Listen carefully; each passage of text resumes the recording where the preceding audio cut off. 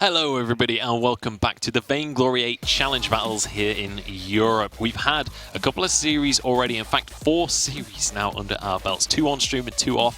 We're going to be jumping into the third and final series of today. Obviously more to come tomorrow and North American games later on today, but it's time to jump into Team Queso up against Avalanche. Now, these teams both with a lot to prove, I think it's fair to say. Let's start with Avalanche. This is a team that, you know, as we've mentioned before, they came in with much higher expectation than they've been able to deliver on this season. Yeah, this is a team that probably has one of the highest ceilings, but the lowest floors. Like it's so inconsistent, although it's been consistently down near the bottom for them. Like they just have not been performing. But when they do, if something clicks and they start all firing on the same page on all cylinders, they can be a very, very strong team here in Europe, but it just unfortunately for them has not been coming to fruition. They just haven't been able to get things going cohesively. They haven't been able to have these good drafts.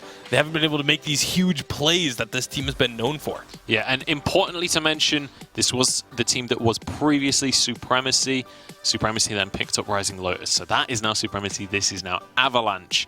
And this is obviously, as we said, a team, they've not been able to reach their potential this season. We'll see if they can change that here in the challenge battles. This is crunch time for these guys if they want to stay in the Vainglory 8. But on the opposite side of the scale, you've got Team Queso, who, you know, we already mentioned before the break, they came all the way through the elimination bracket to get to this point, and now this is their opportunity to really show what they are made of and kind of prove the point that they are worthy of the Vainglory 8. Yeah, and these two teams specifically are kind of like on the opposite ends of the spectrum. You have Queso riding the high throughout the entire challengers, and you have Avalanche riding, you know, they're kind of at the bottom, as you were saying before. Both these two teams, and actually just coming into today, are in the same position, as you do have Queso coming off a victory earlier today off stream. You have Avalanche coming off a loss off stream.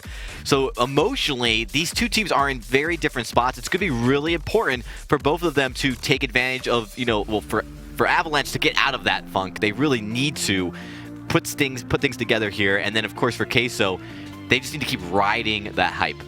Yeah, they certainly do. And so far, Queso, they've managed to get one victory on the board. That was against Reliable Union, who obviously we've mentioned before are now out of the running for the Vainglory 8. But Queso definitely not out of the running. If they can win this series, they'll be looking to be one of those qualified teams. They'll be looking to move on into the Vainglory 8 very early on as well. This is looking great for them. Let's start to talk about the draft, though, because we need to get this game underway. What is the anticipation for the team of Queso? Because obviously, a lot of the viewers may not have seen Queso before if they're coming straight from the Vainglory 8. What are the power picks for this team? What are the comfort picks for these guys? Very similar, actually, to what we saw from Salty Potatoes. The Black Feather is a huge pick for them. Mr. K-Cool has a phenomenal Black Feather. If he gets his hands on that, it's pretty much all over. It's so good. But they still have a lot more flexibility beyond that. They can run multiple different compositions. PRZ is another player to keep your eyes on this the Team Queso side. He's kind of the captain of the team in multiple ways. Then he's been in the top tier before. He actually literally 1 year ago made the rise from Challengers into what is now the Vainglory 8 and made it to a live European Championship. So there is experience on the squad. So you'll have to excuse the pun here, Dragonborn, but do we think we can see anything cheesy coming out of Queso? I mean, so far the draft is going according to plan. A little surprised by the Grumpjaw pick. I mean, Avalanche clearly not wanting to have to go into that. That does leave open the Baron, though, as, Queso has to choose between the Grace or the Baron in this case. And Avalanche taking a long time actually on this first pick kind of surprises me. Typically, we see when Baron's available, it's just picked. It's so powerful into the late game. And it says, I think Avalanche is taking their time because they recognize they left Baron open and banned away the Grace, who is good into Baron. What do they have in mind to try and counter this? And so you take a little bit of time, just think about it, say, okay, is there something that we feel is like a hard counter to the Baron that they're going to look to grab up? But the options are kind of limited. Idris is really, I think, the only one that is incredibly strong in the Baron. The Lyra could come out for the side of Queso, but I feel like Idris should be a pick. They're going to go for the Arden. And this is kind of going back to that European style, just this the is emphasis on Arden. Yeah, they go for the Arden, ban away the Lyra. Now, Idris has to be the ban for Avalanche, right? And suddenly they've got a beautiful Baron situation. Yeah, this is bizarre to me from Team Queso. This is not a good start to the draft.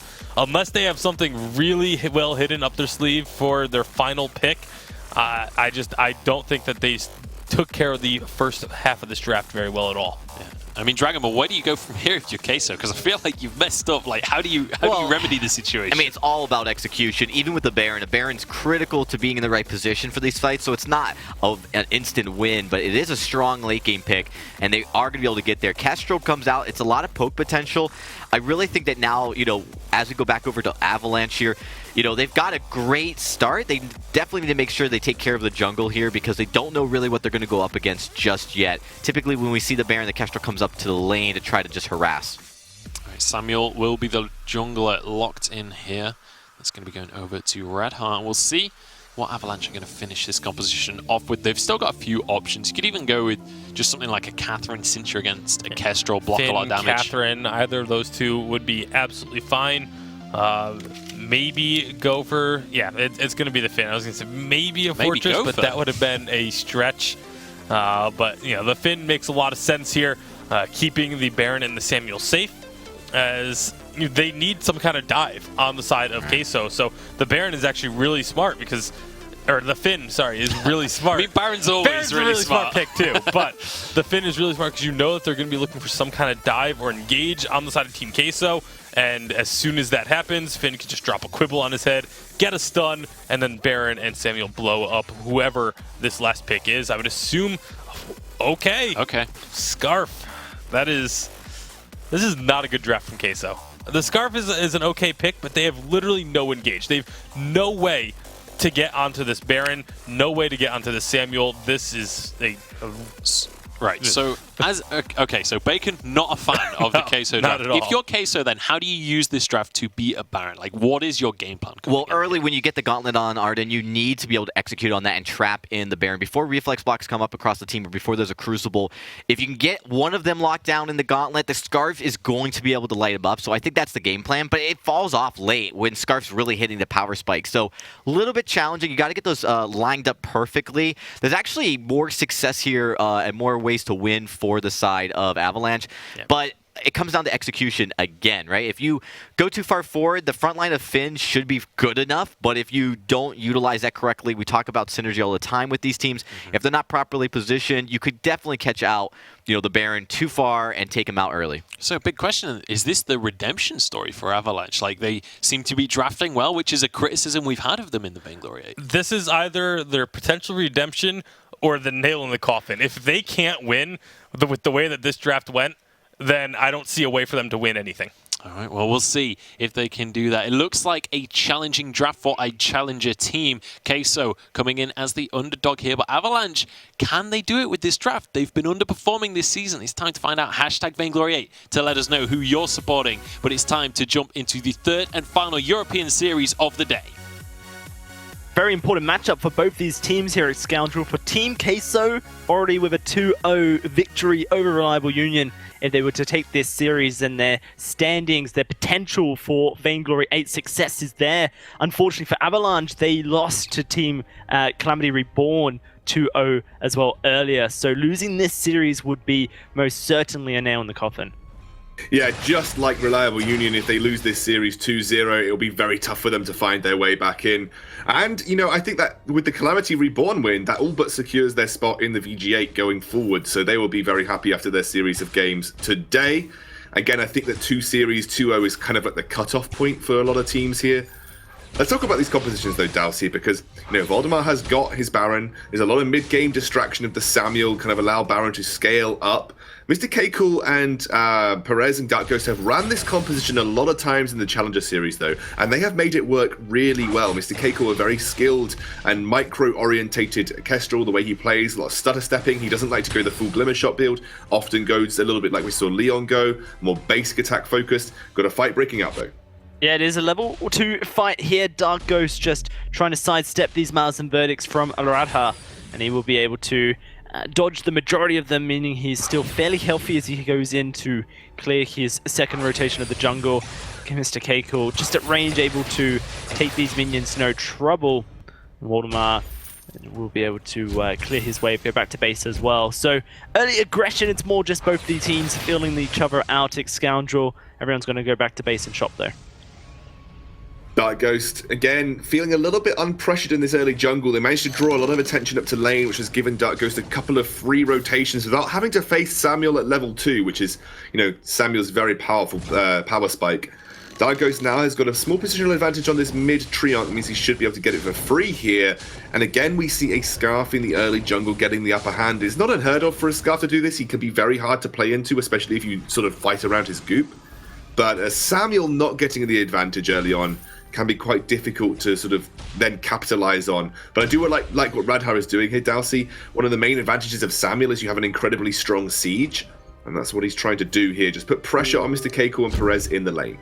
Yeah, and currently it is just attempts at that, but realistically it's actually Team Queso getting the better end of it, as Bastion perhaps too aggressive in his positioning. Mr. Keiko happily dodging the majority of these Malice and Verdicts, especially the ones empowered that would have done the most work for the team. And now look at Dark Ghost looking for a kill into Bastion. They're aggressing forward, looking for it all. Radha will take a Spitfire to the face, and everyone on the side of Avalanche very low here. You could see a siege potentially coming out of Team Queso, as both Radha and Bastion have been forced away from the turret, but instead it is Dark Ghost going aggressive into Radha's jungle here. Perez on the other side, he secures that healing camp for himself. Now the fight should go his favor. He's going to start chasing down, looking for that first blood, and first blood will go to Dark Ghost for Team Queso. And Team Queso have that composition that if they get ahead in the early game, they're only going to get better and better as the game goes on. Weapon power Kestrel scales up really nicely. Bastion's dead here as well, Dalsy, and suddenly the Avalanche castle comes crumbling down. Their good draft has now but one out to think about, which is that Baron in the late game. Not going to be thinking about armor. You may see some Slumbering Husks come out this game, though. It's a very effective item against a Baron. But Voldemar can get to a point in the game where he will be able to two-shot those carries. So, there's always that backup plan for Avalanche here. Yeah, it certainly is. It's a very unusual draft Scoundrel into the Baron. It's more of a case of we'll poke you from range and attempt to out-damage you in the late game. And see, Weapon Power Kestrel certainly can do so. Her Glimmer Shots kind of hit at a similar damage point as the auto attacks of Baron. With the crits, the damage potential, of course, Scarf can match Samuel's damage in the late game as well. So 2 very late game orientated compositions, but obviously if one gets ahead, then a snowball can just form for them. And, you know, Avalanches, they don't like snowballs at Scoundrel. That's when things go downhill. Bastion here, a little bit over-aggressive. Maybe going to be going down, Dalsy. Seems like he's okay to me. It's very tanky, but Mr. Keiko does progress very deep, and actually it is Bastion going down. Felt like Bastion could have just walked away there, but no. Decided to stick his ground, and his ground is where he stands or lies right now. That's him picking up a fountain for himself. That fountain on Perez was kind of what kept Team Queso in position to be able to make that play. Now 3 kills to them, Scoundrel, 8,000 gold advantage. And also, the way this composition works out for Team Queso is that they are saying that they think in the late game they are going to out late game a Baron, which you can very well do with a Weapon Power Kestrel and a Scarf in tow. It's going to be coming down to, in my opinion, especially in the later stages, how efficiently Dark Ghost can stack those Broken Myth stacks. Because a Broken Myth fully stacked Scarf using his Dragon's Breath can be devastating to a team that has very little way to stop that from happening. So keep your eye on Dark Ghost when he works towards that Broken Myth. That'll be a big spike for him. Mr. K-Cool as well has to be very on point with those Glimmer Shot hits. He has to make sure he's sort of hitting every single one where necessary, working towards a Tension Bow now, very similar build that we saw Leon go. Once the Tension Bow is completed, might be able to start to put pressure on this laning phase, put pressure on Voldemar and Radha, who has had a very quiet game on this Samuel, hasn't yet been able to have the pressure you would expect a Samuel to have in the laning phase, and Team Queso have been doing a really good job of just alleviating that. Yeah, with the Scarf Siege as well, the Glimmer Shots as well, turrets can be removed from that very quickly if they're able to get into position here.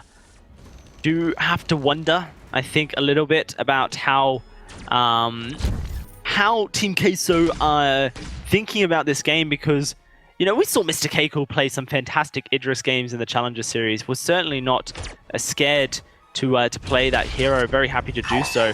But they had the opportunity to pick it into the first pick Baron and they didn't, which says to me that Team Queso believe that their range, their late game will just trump that of Avalanche. With Finn, certainly hard to, but if they can shut Finn down and stop him from getting the gold he needs, then that can certainly help them. The one shot connects onto Voldemar. Bastion very low. The fountain's still there though. There's going to be this turret being pushed in here. Mr. Keiko and a Dark Ghost can start taking away this turret very quickly, down to half HP in just a single wave. Drifting Dark does push them back a little bit. A lot of damage though onto Bastion, and actually he just goes down without using a fountain. Did not expect the damage from Mr. Keiko. Absolutely not. He's, you know, Sora Blade now, they will start to hit hard.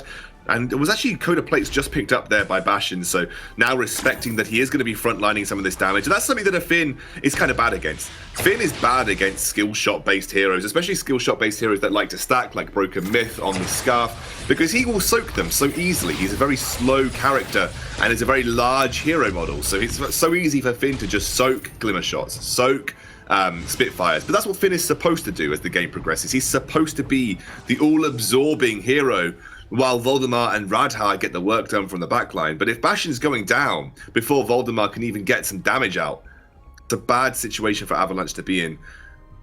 Team Queso, though, like I said, I think they're playing a dangerous game, Dalsy. A dangerous game of the fact that they think that they can deal more damage in the late game and more consistently than a Baron potentially could, which is something that's actually quite difficult to execute properly. So you've got to keep your eyes on sort of whether Voldemar can find positional advantage, he can get those couple of those leaps and double shots off, and whether Team Queso can actually, like we said, out-damage the Baron. We'll have to find out. This turret is just a breath away from dying here at Scoundrel. One Spitfire, one Glimmer Shot would take it if the minions were able to get into position for it. Currently Mr. Keiko just positioning further, and Voldemar getting tanked right down. The one shot won't find its target. An Iron Cannon may drop onto Perez's head. In fact, it's Dark Ghosts, but on this Weapon Power Baron level 1, it's not really doing too much damage. There's the Gauntlet. Oh, it's trapped all 3! Perez, you monster! And that's just going to be Voldemar dying. Ashen will now find his fate as the Glimmer Shot shreds through the Crocodile, and the turret will certainly fall. Man, Perez, what a beast gauntlet that was. And they comboed it with Dark Ghost, just channeling that Dragon's Breath to get maximum effectiveness across the entire team. And now they look to take both the gold mine and the first turret of the game to accelerate their gold lead to over 4,000 at 9 minutes here, Dalsy. Glimmer shots hitting hard. Spitfires hitting hard. Ability to soak them just not there for Bastion yet. He is starting to build resistances up, but Voldemar's doing the very classic Baron move of just going straight to his late game build because that's exactly what you need. I feel like Radha has not done enough here though, Dalsy. That would be my one criticism. You want to be coming into lane, slamming down Drifting Dark and using the fact that you've got a massive range advantage over and over again. Yeah, you know, Voldemar very much known for his crit builds, Scoundrel. Loves just building full offensive and trying to burst someone down. If he suicides for that, then it's okay because he's taken down a priority target. There's another fight breaking out here, and there's the Dragon's Breath. Voldemar will get the healing, but he's going so low. Dark goes in trouble, but the Fountain comes out, and now Bastion loses his life to the auto attack of a Scarf. It is just going to be Avalanche walking away, though. Dark Ghost, okay, he's fine. We'll be able to swiftly remove himself from the Iron Cannon, but straight into an Empowered Malice Verdict, perhaps not ideal. Mr. Keiko will push aggressively and they'll secure that Treant onto Mr. Keiko so he can stick around for a little bit longer. But 5,000 gold, Scoundrel, that's a lot. A lot of gold for Team Queso. Massive, massive lead. And actually, Mr. Keiko, not huge leaps behind Voldemar in terms of offensive capability. Again, Mr. Keiko able to invest in a level 9 infusion here as well. So they'll be looking to fight within the next few minutes to take massive advantage of that. And he's really only about half an item behind Voldemar in terms of actual offensive items, and still has had the time to pick up, you know, at least 3/4 of his Aegis preparation. So Mr. Keiko, just in terms of personal gold, very far ahead Voldemar, despite being very even on CS between the two of them. Man, this is pretty insane gameplay from all the Challenger Series teams we've seen today, Scoundrel. 2 O's across the board currently, and seems like Europe was just not ready for them. Team Queso in the lead right now. They will have to close out this game. There's another gauntlet going down. Voldemar jumps through, the jump jets protect him. Radha, though, is stuck, and he is not doing damage all this time with that Drifting Dark. Perez keeps his Fountain as well. The Oblivion actually saved the fight for Avalanche there. Radha landed a good Oblivion onto both Perez and Dark Ghost, and it wasn't crucibled by Perez, which meant it slept them up, stopped the Dragon's Breath from channeling, and then they weren't able to capitalize on the gauntlet that Perez put out. Look at Voldemar though, gone for double Lucky Strike here. So just looking to get the critical strikes, because this is how Baron does damage. Baron does damage by dealing very hard hitting critical strikes, because he already has a weapon ratio buff on his basic attacks because of how slow he attacks and how slow he is to move. Therefore, by buying critical strikes, it becomes infinitely more powerful because you already have that weapon power boost built into your kit. So Voldemar prioritizing getting just straight up critical strike before finishing his Tyrant's Monocle, knowing that one crucial fight where he gets a couple of critical strikes in a row from his jump jets attack might be all that they need to give themselves a turnaround in this game. Team Queso with 40 seconds left on that gauntlet may not look to take any meaningful team fights, Scoundrel. Just poke out with the Spitfires at range. Glimmer shots as well. Infusions have been purchased though for Mr. Keiko. Dark Ghost currently hovering around 600 gold, so he can purchase one of his own if he wants as well. And there it is, purchased up, just waiting out as long as possible before rotating to the middle of the map. 13 seconds on this gauntlet. Just have to see when Perez decides to pull the trigger and if Team Queso can find a win, or just a Bastion caught out in the jungle. That's going to be him chunked right down. That could just be the gold miner going to Team Queso. And again, just pure map pressure put out by Team Queso, and making it very difficult because right now you need to turtle as Avalanche. You know, your one win condition at this point in time is Voldemar two-shotting one of the carries who haven't yet built any armor, don't have Slumbering Husks. They are prime targets for a late-game Baron to deal considerable damage to. But the problem is, by turtling, you do naturally relinquish huge amounts of the map that you just gift over to your opponents because you can't force the fight, because you know that the fight will not go in your favor. So Voldemar now working towards his next Tyrant's Monocle. Once he finishes that, that's a 4-item build for the Baron. The build path that he's built specifically is not the Tornado Trigger build. This is literally just the most damage you can deal with some critical strikes in some basic attacks. And that will be where he has to... He is the linchpin of the Avalanche composition. He needs to be landing those onto Dark Ghost and Mr. Keiko and just killing them instantaneously. Otherwise, you fear for how Avalanche will fare in the late game. Close enough. Well, here comes the Iron Cannon. It's going to be Parzi chunked a little bit. Drifting Dark wasn't really used in any meaningful measure other than to push Team Queso away, who are going to readily head straight back towards this turret. Oh, there's ports back. This is turret down. Instantly, Team Queso will punish that rotation from Avalanche. Radha purchasing himself a Crystal Infusion so he could get ready for the next fight, which never came. Ooh, oh, Mr. Keiko. Spotted out, chunked. Will be safe though to go back to base. This could be a turret though for Avalanche. That Scout Trap finding Mr. Keiko in the bush. He's finished his Aegis now, going towards a 4th damage item, so really disrespecting the Baron, really relying on his own damage. Turret goes down, PRZ very low, the fountain popped. Mr. Keiko coming in. Will they go for the gauntlet play? Everyone's grouped up in the jungle. No, seems like they are just going to play it safe. I think that could be the undoing of Team Queso in this game by disrespecting Voldemar's Baron, who's going for a 5th damage item, by the way. That's Voldemar for you. You don't often see much defense built on a Baron, but you would expect, you know, maybe he might think about some armor, just given that the fact that the Glimmer shots could basically 2-shot him. But, you know, if he does land basic attacks, they will kill, and it could be now. Yeah, and this is it. Dark Ghost, 115! PRZ just about walks away, no crit there to take him down. But man, this is Voldemar through and through. We saw this from him at the Unified Western Live Championships in their matchup against Fnatic Excalibur on day 1 on a duel. I believe it was 5 damage items. He just doesn't build defense, and sometimes for Voldemar, it's the reason they win. Sometimes for Voldemar, it is the reason and sole reason they lose. There's no in-between for this guy. He either is the hero his team needs or the car wreck that results in a loss for his team.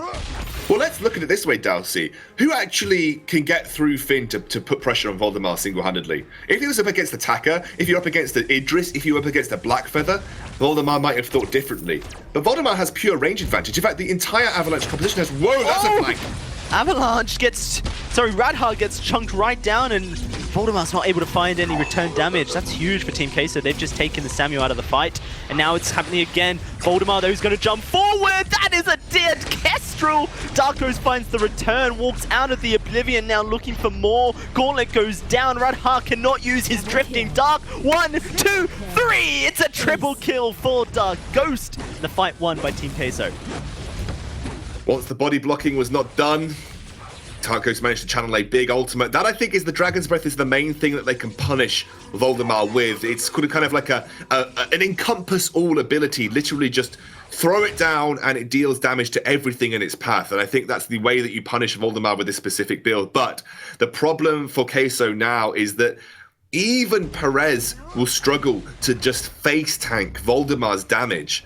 And unless you are gauntleting after he has already used the jump jets, there's no way that you lock him down. And actually something that you always, classic composition that people often sometimes play into a Baron is an Idris and an Arden. Idris forces the jump jets, Arden follows up with the gauntlet, and then unfortunately, because you don't usually build a reflex block on a Baron because the overdrive jump jets allows you a free reflex block, but you're stuck in there, and that gives you the opportunity to burst him down.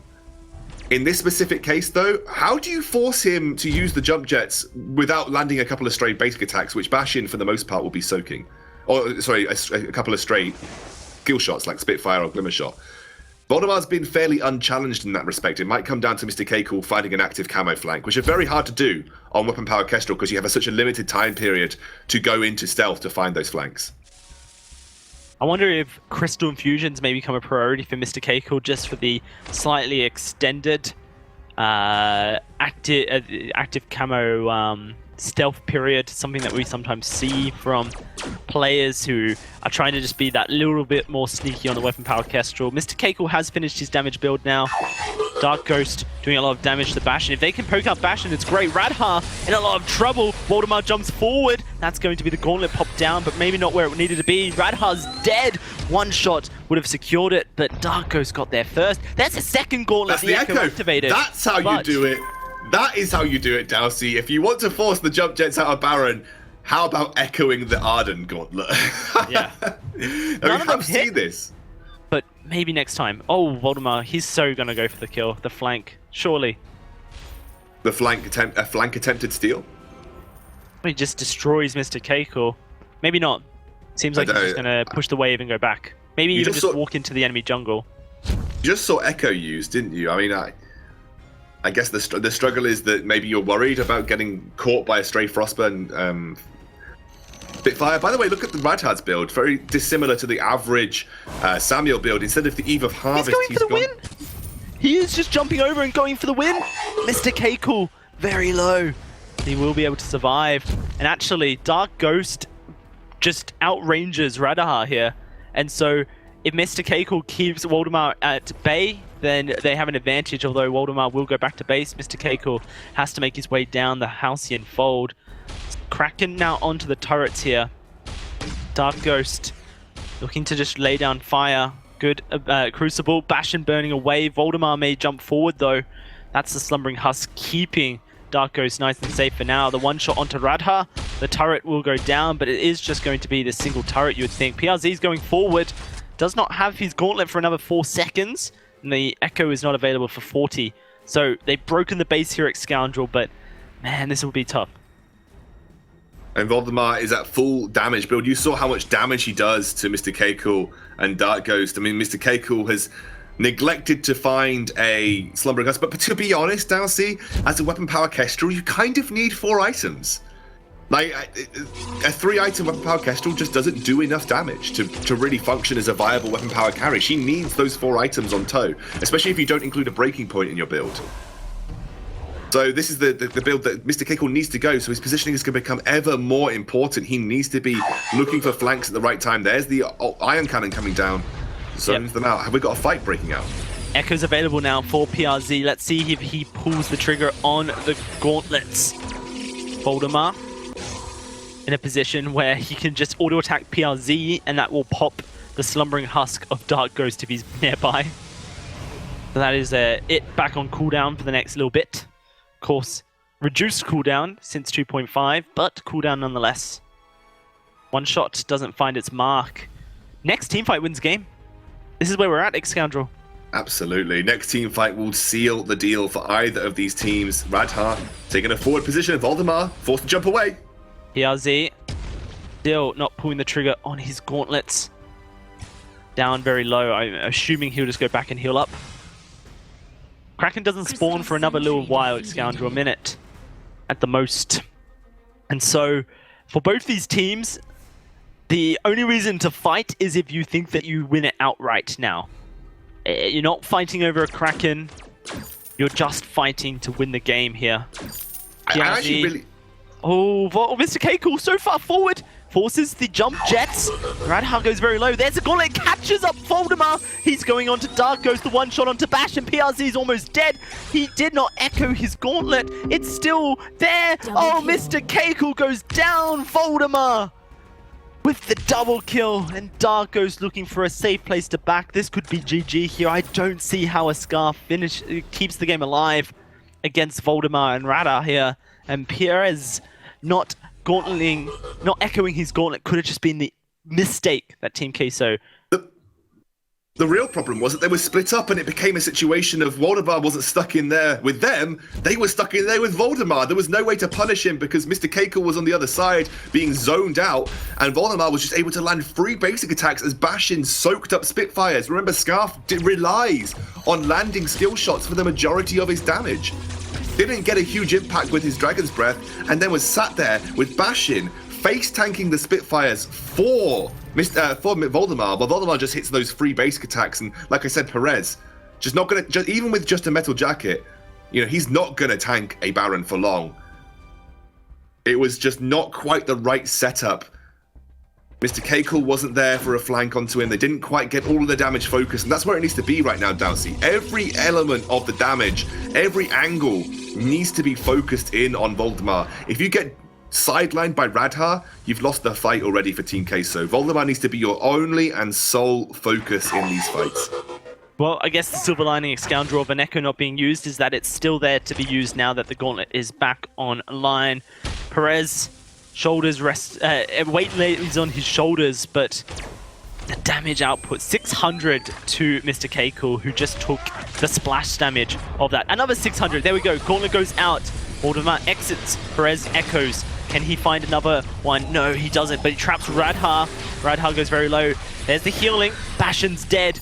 Voldemar put to sleep. Mr. K-Cool dead! Oh, that's a double. That is a double kill onto both Perez and Mr. K-Cool. And they are going to just head back to base, it seems. They can't take the Kraken. Garth is back at base. Prolonged the game is. And fight on we shall.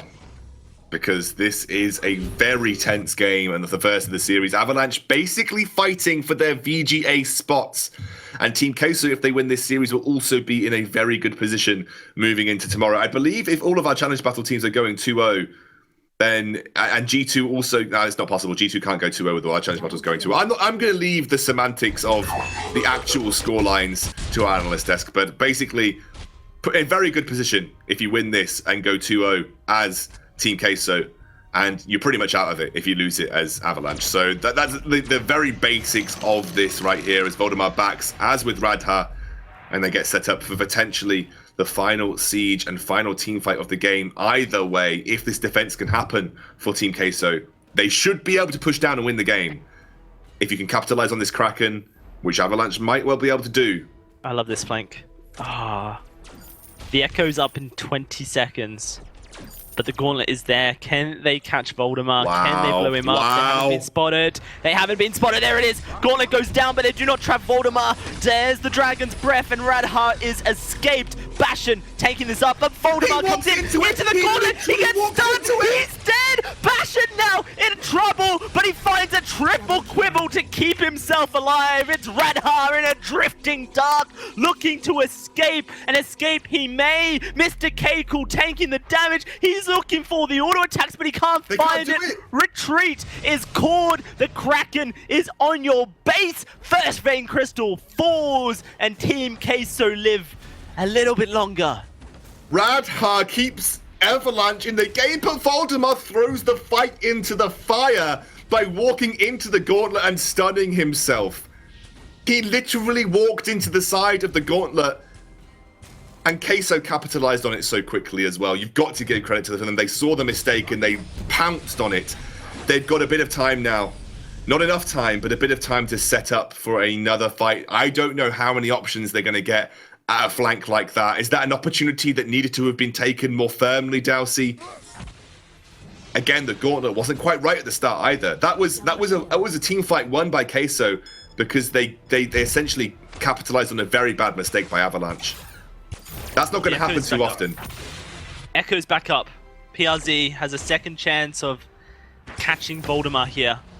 They're towards the base. There's the Drifting Dark. Iron Cannon's going to hit as well. No, they managed to escape. Here's the Dragon's Breath. There's the first Gauntlet. Radha's trapped. Here comes the second one. Where will you place it, Perez? Voldemar hasn't jumped yet. Now he has. Now's the time to go for it. And he traps Radha. No, he just inches out. How did he inch out? That is a 90-second cooldown now for Team Queso. And once more, Avalanche walking away.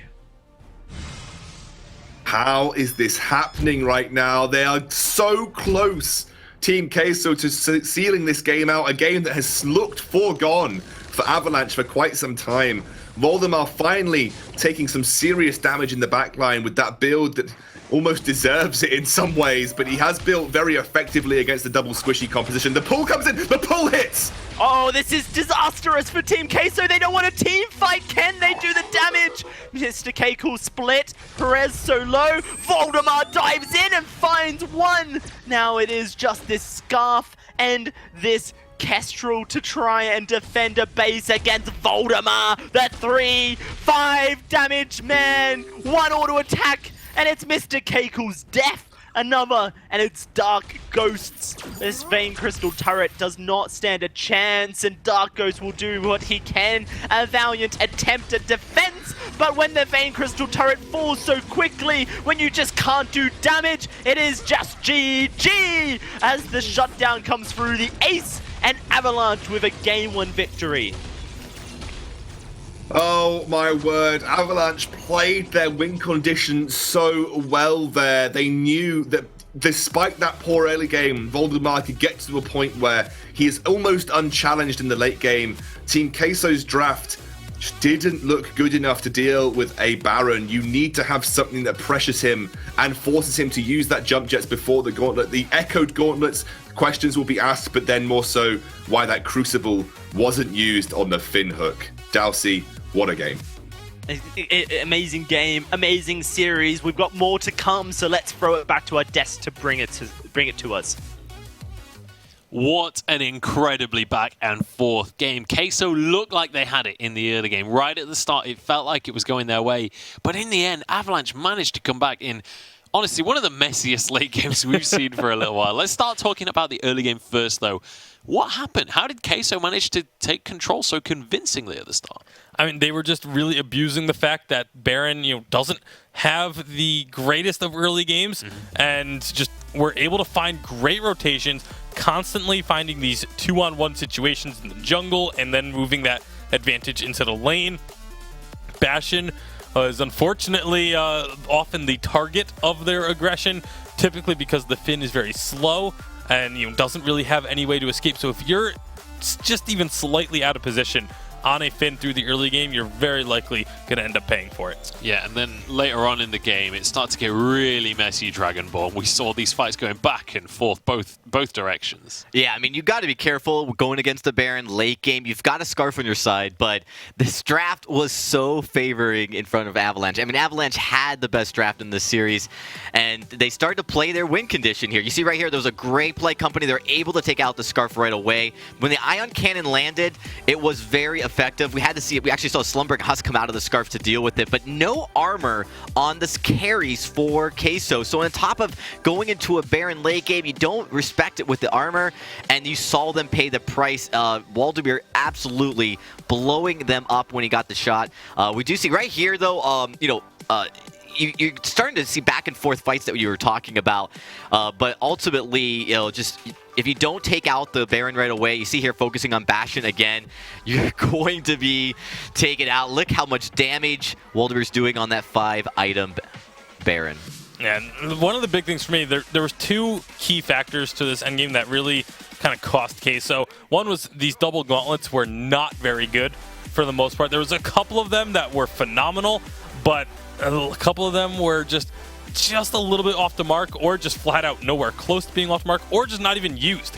A lot of these fights actually went down without the second gauntlet, without the Echo being activated and being used in the fights. That moment right there on your screens, Waldemar actually walks in and stuns himself on the gauntlet. That lost them the fight. That could have lost them the game. That just goes to show how important the gauntlet was. Like, getting a good gauntlet down to stun Waldemar was absolutely crucial, but then at the same time, need to put a bit of criticism onto Mr. K. Cool, as well as positioning throughout the fights down the stretch wasn't that great. This was probably one of the better ones, but again, who does he have to target other than the Finn? Like, the whole point of this Finn pick is to try and act as a front line. Kestrel is one of the few that can just ignore that by walking right past him while invisible and getting onto the back line. And Mr. Keiko went for a very greedy build as well himself, only having the Aegis for defense. And when you're focusing on the Finn, you're just giving this completely defenseless. There was no defense built on Waldemar. Literally not a single item of defense. Even the Samuel barely had any defense until the very, very late game. Yeah. And you're focusing all of your attention onto the big, tanky frontline Finn when you have a hero who can get onto the back line and blow up one of those targets. Yeah, and it wasn't able to happen for them. And now Avalanche, 1-0 in this series, looking towards this next draft. I would assume a lot is going to change, right? Because that draft was not exactly favorable towards Queso. If you're Queso right now, how do you go about changing your draft coming into Game 2? Well, you definitely have to respect the Baron play, and if you're going to go up against the Baron, you need to understand how you're going to counter it. And they just didn't do it right out the gate. They didn't pick the picks they needed to get into it. And of course, Arden on the support play, there's not a lot of crowd control, and they went with the Echo, which is the right item to try to give you that double gauntlet, but then they didn't execute it correctly. So there was a couple things that was going wrong. Early game, they looked great. They were absolutely harassing the side of Avalanche. They looked like they were going to take that game quite handily, but you go late, you don't take care of it early, and then you're stuck in that position here. I really think, though, Avalanche, they're a team, if any other team can build off momentum, they have a shot here now in this series, and this is the first Vainglory A team to actually get a win here so far. All right, well, Baron is going to get through this time in the hands of Queso. We'll see what Avalanche are going to do, whether the Idris is immediately picked up here for them. Lyra also an available option, but definitely I think the Idris is something that just so strong into Baron. It feels hard not to pick that here. Yeah, and it's, again, this is a much better draft for this B-side situation from Avalanche than what we saw out of Queso. Grabbing that Idris to go into the Baron, someone who can dive onto him, get that damage out. That's the key to taking out a Baron, is you need to be able to get into his face. That was why Team Queso struggled in the late games. They just were not able to actually get the damage on the Baron unless he stunned himself. But it's... so the Idris pick, I'm really happy to see come through. Yeah, and the Catherine ban as well to support that, so that when he goes in, he isn't just going to get locked up. No, that's a great call by them. They are going to lose out in the Arden, but they're going to get Lyra here, and I think that's the right support play. I'd be very careful not picking the Lyra, because you are going to then allow the Baron to be paired up with the Lyra, which you don't want either. So the safest pick right here for Avalanche is they're going to go with Lance. I think that's a mistake. The healer can provide so much potential. If you take a little bit of burst from the Baron, you can, regroup, come back into the fight stronger. And not only that, but the Arcane Passage on a Lyra is so good against Baron. You just Arcane Passage, drop the Bulwark immediately. Baron can't start the jump jets while he's in that Bulwark. He can use them to go through the Bulwark, but he can't start them when he's in it. And if you just follow up the Arcane Passage with an Idris on his tail, that Baron's just dead. There's nothing he can do. Instead, the Lyra's going to go over to Team Queso, and that is a very strong addition to a Baron. Yeah, and just like you say, with the Arcane Passage in, the Bulwark and everything, that can also be used very well to protect a Baron. It goes both ways. Kestrel to finish off the composition. No, I'm liking Queso's draft so far here. They've got a lot of damage. They have a nice healer and protector. It's really going to be on Avalanche to execute now. The margin of error much wider for Avalanche, and of course much smaller for Queso. I think that right now they got to look at that jungle. They got to say, all right, we've got this Kestrel in the jungle. What's going to be great at harassing, keeping it locked? We have seen assassins come out in this circumstance once in a while, but it's risky because it's going to be very early game heavy. Yeah, I would expect something that can scale up pretty well into the late game. The Idris is going to do that, but you do also need something that has a mid-game power spike, but can still sustain through to the late game. Your options there are fairly limited. We could see something like perhaps a Sky. Scarf might come out, but I feel like that would be a very risky pickup for Avalanche. Samuel, I think, would be a good option, but they're going to go with the Celeste, another one that has a very strong mid-game power spike and scales very well into the late game. Yeah, for sure. A lot of power can come out of that Celeste. Huge burst damage. And also, you've got that core collapse. A good stun, often quite difficult to land, but we'll see how they're going to be able to bring that into the scenario. How are we feeling about the compositions? Do we feel either team has an advantage then coming into this game? Well, you definitely have a lot more crowd control on the side of Avalanche. You've got a root, you've got a lot more stun. So in the jungle, I actually think against the Kestrel, it's a great matchup. But the problem is late game, you're going to see that Baron come online. And we saw if you don't respect that, it's really going to be devastating. So early game, especially when we get to that level 8 for the Celeste, I think that you're going to see Avalanche hopefully take advantage of that power spike. And if they do, they have a chance to succeed in this game. It's going to be tough. Obviously, the early game was where Avalanche kind of struggled in the last game, but they have a very strong early to mid-game composition. Late game, when this Baron comes online, it's going to be difficult to deal with, but Avalanche definitely have the tools in order to pull off this victory. All right, we'll see if they're going to be able to make it happen, whether this is going to go to 3 games or whether Avalanche can 2-0 this one and look like the strongest Vainglory 8 team so far. We'll have to find out. Hashtag Vainglory 8 on Twitter. Let us know who you are supporting on this one. But it's time to jump into the second game of our 3rd series of the day. Very, very interesting compositions here, it seems. Avalanche are going to be fighting on very different fronts within their composition. Scoundrel Celeste wants to remain out of the team fight. Lance and Idris want to remain in it. And now for Team Queso, they have so much burst potential on the Baron, on the Kestrel as well, a healer to provide sustain. Yeah, and CP Kestrel has got a good matchup, I feel, into Celeste. You know, she outranges her early on, can really put pressure onto her if you get rolling in the jungle. So my worry is for Radha, whether he can sort of scale up quickly enough, and he needs to get to level 8 as quickly and sort of, I guess, undeterred as possible, because that will allow him to then get that level 8 power spike for the Celeste, which gives him that range advantage. And remember, that range advantage will be almost like he's in the fight when he's not, and it comes down to the situation that if you've got an Idris and a Lance diving at your Baron, then maybe you aren't actually trying to touch the Celeste and she can just kind of run in from the sidelines. I'm really wondering how I'm going to see this play out, though, because I think Mr. Keiko is going to have to receive a lot of early pressure. We know that Idris is a pretty good pick into Baron just because you can stick to him quite nicely. You can ult during his jump jets, which takes you to his next location, and you can continue to burst him down. We'll have to see how Voldemar plays this specifically, though. Dalsy, if you were Idris, which, you know, you play a lot, almost 100 hours, is this like a Sorrow Blades tension bow poison shift a day, or do you think you're actually going to have to go for the breaking point? Yeah, no, it's burst as quickly as possible, isn't it? So, yeah. You know, the tension bow provides more burst than a breaking point will. If you feel like the team fight will progress longer, then you can opt in for a breaking point at Scoundrel. Maybe you think you stack up on the captain when it's something like a Finn or an Arden. That's a great impale though from Bastion, and actually Perez in a lot of trouble here. Mr. Keiko dives forward, looks for Voldemar, won't quite find the auto attack though to kill him, and here comes Radha to finish off the job. Mr. Keiko sorely out of position, and first blood to Avalanche. Yeah, that's good capitalization by Radha. Woo. He goes down. Glimmer shot connects just about. This is a CP Kestrel. We've just been witnessing weapon powered Kestrel at Scoundrel. And the difference is that extended range on the damage that CP Kestrel has for herself. Yeah, so with the Glimmer Shot, there are 2 parts to the Glimmer Shot. You have the initial shot that goes within the cast range that you see when you press the ability. And then there is a small splash after that range that deals the crystal power damage burst. So you have a slightly extended range on CP Kestrel in terms of her damage capabilities, which is why she's pretty good into Celeste early on, because early on you do outrange her. So you can actually out-damage her from afar, and Celeste having one of the lowest base healths in the game means she's actually very easily burst down too. Although I say that, the only person I think to have a lower base health in the game is Kestrel, who I think has the lowest base health at level 1 in the game. So she's also pretty scary if she gets burst down quickly too. Nice little sidestep there from Mr. Keiko. Bastion not able to find an impale, but Radha has moved up into the lane now. We'll let Perez know of his presence. Now going to try and head back to base, purchase up, or perhaps just stick around. Sticks around, it does provide opportunity for Dark Ghost to move into the lane as well on his Kestrel.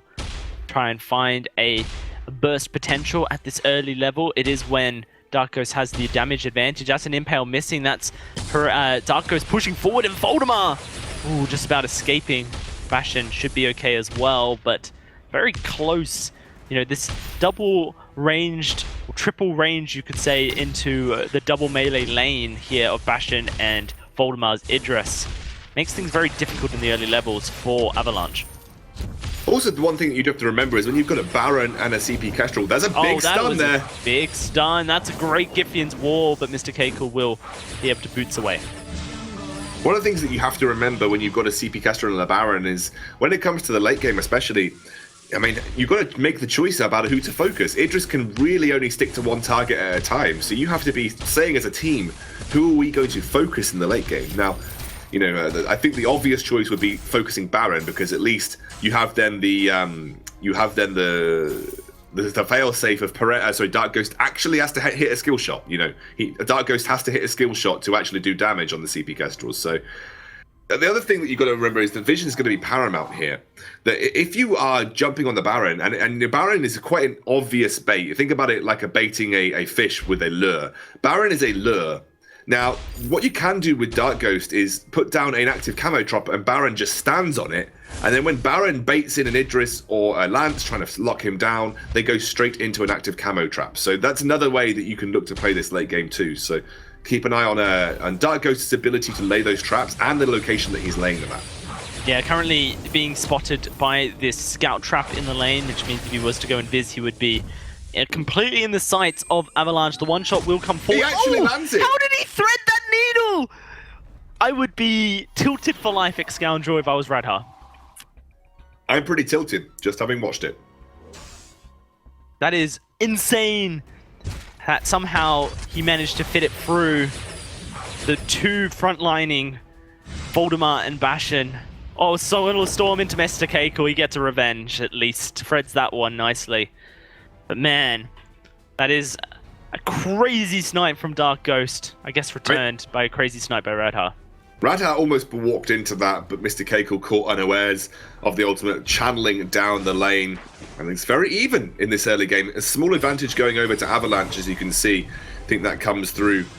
Where is that even coming through? First Blood. First Blood, that's true. You get the small advantage from the first blood. Because the CS is pretty even across the board here as Valdemar steals away a couple of the forward camps from Dark Ghost. Radha now hit his Frostburn. It's going to make it easier for Voldemar to stick to targets if they're being slowed down. And Radha is one level away from that level 8 spike of the Celeste. That's a big spike. You max the Heliogenesis, give you that extended range. And it's a very, very, very large... Oh my goodness, that is a lot of damage. It's a very large extended range though. Jaglash is completed, so that one shot tanks a lot.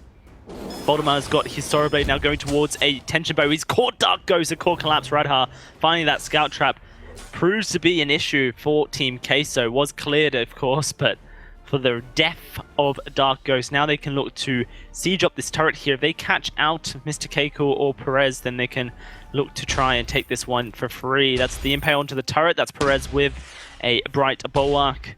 Bastion taking a bit of this turret damage. Where's a Lance? He's okay to do so. So let's take a look at Voldemar here, Dalsey. Now, Voldemar famed for his literal all-out aggressive builds. Is he going to be able to do that on Idris this time round? I don't think he will. I think he's going to have to pray a little bit priority. We have a nice chain stun. Yeah, Mr. Keiko will get the movement speed. Should be able to walk away. Idris can go 4 damage items, Scoundrel. Wow, Mr. Voldemar gets hit by the Kestrel's snipe there. Obviously, going 4 damage items puts him in a very vulnerable position. As a melee hero jumping into the front line of your opponent, jumping up into the back line, you're very likely to get targeted by all 3 people at once. And so that's when you risk dying. If you have good management of your shield, which comes from your Shroud Step, from your ultimate to dodge out abilities, a well-timed Fountain or Crucible to keep you alive, then yeah, you can certainly build 4 damage items and become a huge burst threat. But you can also be as effective with 3, so it'll be very interesting to see how Voldemar builds, because knowing Voldemar, he'll want to go 4. If he goes 5, that is just, I don't know how to cope with 5 damage items on Idris. Look at the build for Perez, by the way. He's actually having to go for a reflex block and go towards a Crucible, because neither Dark Ghost or Mr. Keiko naturally want to build a reflex block into their kit because of the way that they work. These are guys who focus on 4 damage items, and with Mr. Keiko having a coat of plates in his kit, interesting that he might even be considering a reflex block, because that's going to severely limit his late game damage output by sticking to 3 items. A Baron with just 3 items is just not good enough, to be honest. Just not good enough in the late game. Voldemar has gone towards a coat of plates himself here, so respecting the damage output of Baron, and has picked up an Oak Heart, so is now starting to think about his defensive choices in the early game. I'm sure Dalsey will be very happy with that. You have to remember that currently it's very meta Scoundrel to go War Treads on your carry as well. It is, yeah. So these Oak Hearts could just go into a War Treads, provide a bit of extra health. I just feel like it's a really bad slot efficiency if you're going to build that now. Like, unless you're planning on finishing... planning on finishing your War Tread's 3rd item after your Tension Bow here for Mr. Keiko, you're going to have that Oak Heart sitting in your inventory for such a long time. Oh, that's a huge stun on the active camo, and that's going to be Voldemar removed from the Halcyon Fold. Another Scout Trap reveals out a Dark Ghost, but this time he is wary of it. Impale from Bastion doesn't connect, and that's going to be him running for his life. Iron Cannon onto the turret, that's the turret dead. Solar Storm goes through Mr. Keiko. Oh, turret shot as well! And he goes down. An issue from Mr. Keiko. Normally, we see such smooth mechanical play from Mr. Keiko, but clearly in this series, something isn't quite right for him. Perhaps the nerves of this challenge battle getting to him. Yeah, his Baron has been under pressure from the get-go from Avalanche, and that is the way that you need to play. Radha going for an Eve of Harvest second item. Now, might strike you as odd, because you might think, why is he not going for Broken Myth? He needs the damage. Well, having Eve of Harvest second item will allow him to consistently and more readily spam those Heliogenesis and use the range advantage that he has at this level 8. Will also give him the opportunity to sustain a huge amount of damage if he gets one of those full frontal ultimates off, which could be the sort of the fine line between him dying and him not dying when faced with a Baron having a double jump jets. And Mr. Keiko looks like he's going towards a bloody poison shiv. He is, yeah. This is to cut down the healing that Voldemar will have when he gets his own. Except he doesn't at the moment. Voldemar currently not with that item. Very strange item build so far. He's got a reflex block for the Impale for the core collapse. He's got armor to try and help cut down some of this effectiveness that Voldemar presents. But Voldemar's going a very defensive build. He doesn't even have Poison Shiv right now. I'm guessing he's going to go towards an Aegis next and then go towards a Poison Shiv. We're going to have a stealth setup here. Radha's going to be careful. Radha blown up. That's beautiful play there. Just on the edge of the Scout Trap, and now they're going to look for Bastion as well. Voldemar's escaped. No point chasing him. Maybe you can push the turret and get a bit of a lead in the goal. Voldemar's probably going to take the backs away for fear that they get stolen by Team Queso pushing onto this top lane, or this tier 2 in the lane. The backs are left for Radha though. A very, very gold dependent carry is Celeste. That's why from the jungle they're going to try and make a steal. Doesn't quite land.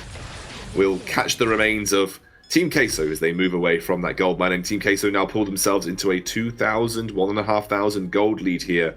The very first time they seem to have that advantage over Avalanche. I'm still a little bit confused by the Poison Shiv from Mr. Keiko, considering that the healing output, perhaps it's to cut down Radha's Eve of Harvest effectivity, but this is a 3-item Baron. Yeah, it seemingly is, isn't it, Mr. Keiko? Unless he sells that armor, but this is a sustained fight Baron, which he's not really built for. Like, Baron is supposed to be the destructive double basic attack, one bombing carry with critical strike. The problem with Mr. Keiko's build here is you're basically playing like a Vox, but Vox is just a better pick. Yeah. We'll have to see how it works out. Mr. Keiko perhaps could make it work against the Idris, rather than going a glass cannon, blow him up, going sustain to survive the Idris, perhaps. I can kind of get behind that a little bit, Excoundrel, just knowing how easy it is for Idris to blow up a Baron who has no defenses. I mean, you are going to get a larger amount of sustain from your basic attacks because they deal more damage per hit. That's what Baron is kind of about. His basic attacks are slower, but they deal more damage and they're splash damage. So you should be able to sustain quite a lot with Poison Shiv. You know, maybe this is just a different style of playing Baron. The problem is that he's so slow and so easily focused by Voldemar. Once Voldemar gets Poison Shiv, you just give Voldemar the favoritism in that fight. Yeah, here he goes on to Mr. Keiko, and it just looks so easy with the Solar Storm connecting as well. That's a kill over to Radha. Fountain used. Voldemar will avoid the one-shot as well, and this turret now under siege from Radha and his Heliogenesis. The turret will go down, seemingly without too much of a hitch. Bastion may lose his life. He does, in fact. Voldemar very low as well, but Radha are able to hold everyone back as the core collapse finds a Kestrel. Radha very low on energy. If they chase forward here, this could be a mistake. Dark Ghost, though, looks like he may just fall, trying to get himself into a active camera trap. Radha's out of energy. He escapes, and oh, here comes Mr. Keiko. You can't follow up. That's a mistake from the side of Avalanche. They give an ace over to Queso. Massive mistake, because they just didn't have the energy on Radha to make that kind of move. Voldemar was just too low in terms of his health pool, and Perez still had plenty of energy for those Imperial Sigils, and that was a 500 healing Imperial Sigil, because Perez currently sitting on a whole host of health in the form of the Fountain, the Crucible, and the War Treads, all of which will boost the healing of the Imperial Sigil here. I'm really wondering where Mr. Keiko's going to go next. He's got the Reflex block, despite having one built into his kit. Maybe he is just going for the sustained Baron build, and allowing Dark Ghost to be the burst threat, which, could very well be a way to play Baron into this specific composition. Voldemar, I forget it's Voldemar. He's not going to go Poison Shift. He's going to go Critic Scoundrel. So there's a monocle in the making for Voldemar there with the 6 sins. I feel like that's a mistake, given that you've seen Poison Shift on Baron. I think you want the sustain. Oh, the one-shot tags Voldemar there. They have won the rotation game here, Team K, so they can look to just push down this turret. I don't think there's much that Avalanche can do about it. Will everyone jump back? That's going to be a lot of damage over to Radha. Bastion may lose his life. The Fountain popped. Here comes Voldemar into the midst of it, and the turret just 1, 2 auto attacks away. Everyone dodges the Solar Storm. Big damage ultimate out of the way. And they've got this stain on this Lyra to heal Mr. Keiko right back up. Iron Cannon will drop on the turret. Kaboom! Good night. That will be now Team Queso looking to disengage. There's the Scout active camo. Oh, but he misses that. Now Dark Ghost is in trouble. He will lose his life, it seems, and Radha will be able to walk away. Missed the timing. Voldemar not able to kill Mr. Keiko, but here comes Radha to provide a bit of damage threat from range. Perez may have to use that passage as Mr. Keiko dives forward into... Oh, he blocks up the core collapse. He's looking for a double kill. He finds it. What is this? Mr. Keiko with a ASO for Team Queso. And that could be a Kraken for Queso now. This sustained Baron build, making it so difficult to take him down. And Voldemar, without any sustained built into his kit, they're just actually going to go for the win here, Dalsy. No way. They don't have the huge amount of damage on Baron, but it should be very possible with the Ace minions. All right. This turret will fall. Maybe need to start focusing the second one unless they're going to disengage. They have that Arkham passage so that they can escape the base as quickly as possible. Everyone's up. The turret will not go down. They cannot afford to die here due to the fact that the Kraken has spawned, but they will be able to just walk away. It seemed like they didn't want to play with the possibility of Scoundrel that Kestrel was waiting on the other side of the wall with an active camo trap. Voldemar might have gone too heavily into defense this game, because with the build that Mr. too early anyway. Mr. Case, because of the build Mr. Keiko's gone, doesn't feel like Voldemar's actually threatening him right now. And I don't know what Bastion did there, but it was bad. All right, let's talk about Idris Scoundrel. Let's talk about different item builds on Idris as the Kraken starts to be taken. There may be So let me tell you from my outside perspective, I've seen 2. Sure.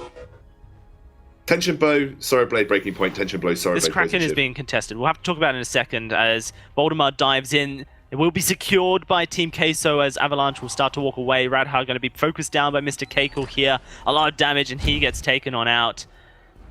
You're right. There are 2 main builds at Scoundrel, Tension Bow and Breaking Point. Oh, Voldemar's found Mr. Keiko. There's a good reflex block. Oh, Voldemar will lose his life nonetheless to Dark Ghost. And this could just be GG now. The other one, the third build, the younger brother that no one ever sees, is this Monocle. But the issues with Monocle is that Idris does not get the benefit of auto attacks, really. He has great scaling auto attack speed, Scoundrel. With a Poison Shiv or a Breaking Point added into the Misk, then you can really just go to ham and take someone down very quickly with your auto attacks. With a Monocle, you rely on one huge hit, an ult, a reset of your auto attack, and then that's it. This is GG for Team Queso here. The Kraken pushing in. They are going to look to secure it. Dark Ghost repositions. He's able to escape, and that's going to be the Glamour Shots finding the kill onto the Spain Crystal. I feel like there wasn't enough damage to pressure a Baron who did go down a very defensive Baron path, something that we just don't often see on Barons. It was a sustain-heavy build designed to try and outlive the damage, and Voldemar went from literal balls to the wall 5 damage items to 2 damage items and not even having completed his 3rd, and it just felt like there was a massive lack in damage here. And again, you're right, the scaling attack speed from Idris, and I have my own qualms with a single critical strike item, Dalsy. I don't think a single critical strike item is ever good. You have to at least go 2. Wow. Game 3 on the cards, it seems. Let's throw it back to our desk to break down that previous one. Well, we have a 3-game series on our hands. Every other series has been a bit of a whitewash, but this one, we're finally seeing the action come to a full conclusion in this one. We're going to 3 games, and the entire series seems to be dictated by this Baron pick.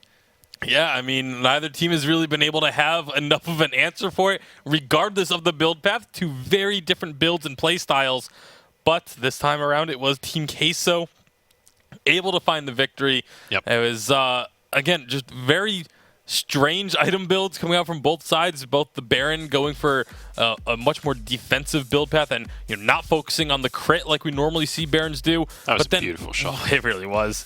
But Waldemar, again, going heavily into the defensive itemization, finishing off both of his Tier 3 defensive items before finishing his 3rd offense. Yeah, I mean, Dragon Ball, talk me through what was happening in some of these early game fights, because, I mean, look at that.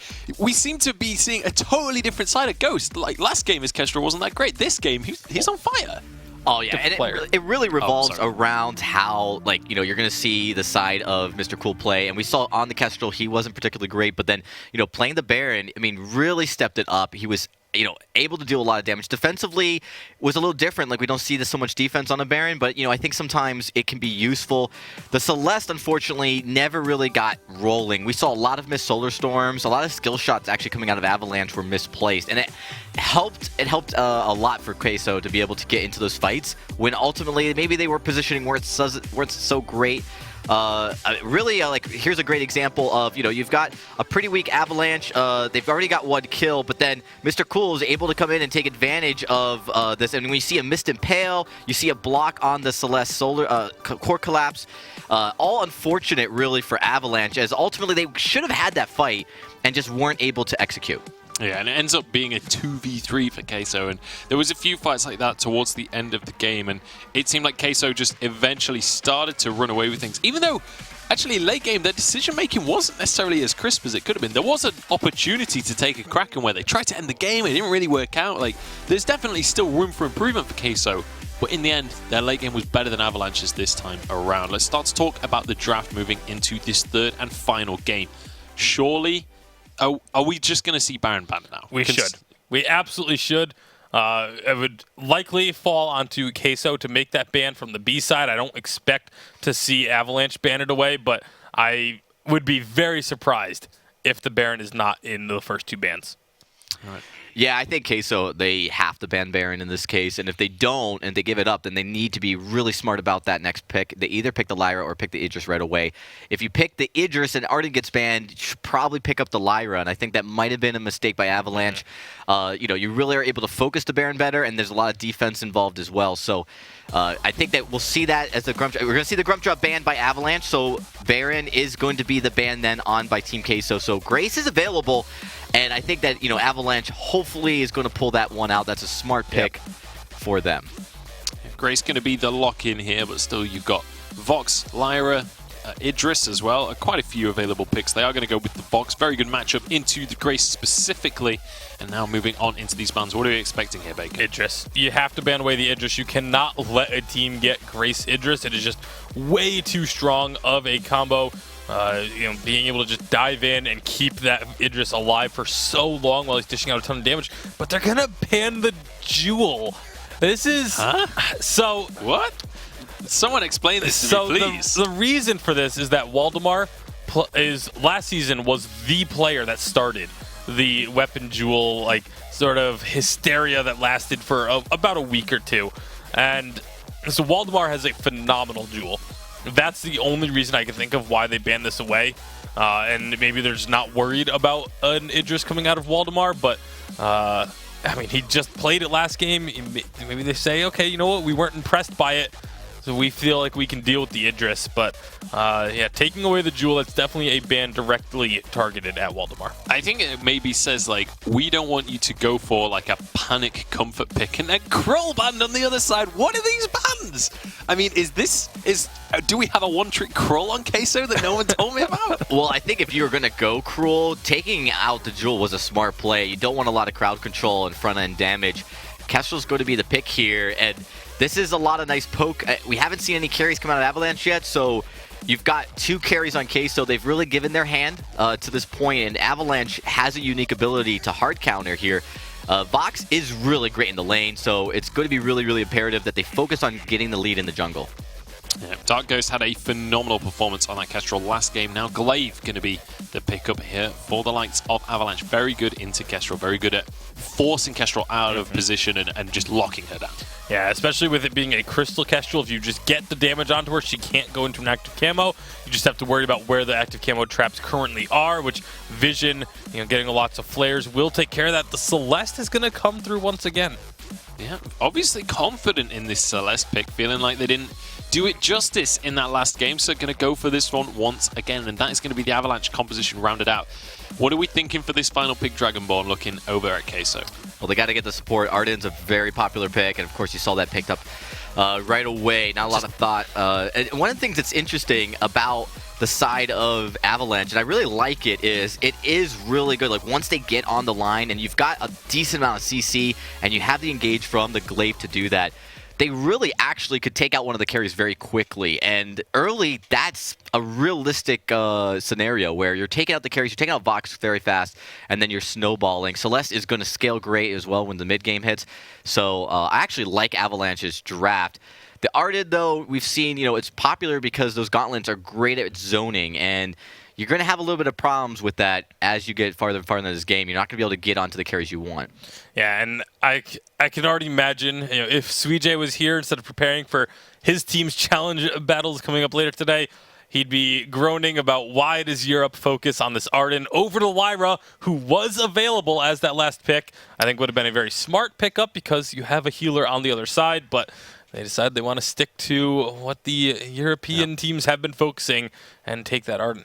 Yeah, and we saw Arden from PRZ in the first game. We'll see if he goes with that Echo once again. Time to get on into the third and final game of this series. Is it going to be Avalanche taking the victory here, or can Team Queso turn it on its head? Let's find out as we jump onto the map.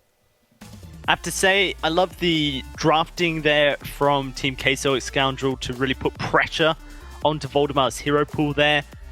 Ban Baron, take Vox, ban Jewel, take Kestrel. That's 4 of the carry heroes that Voldemar plays to a pretty good standard. So now really reaching into it. We'll have to see how his Glaive is able to do, though, in this third game of this series.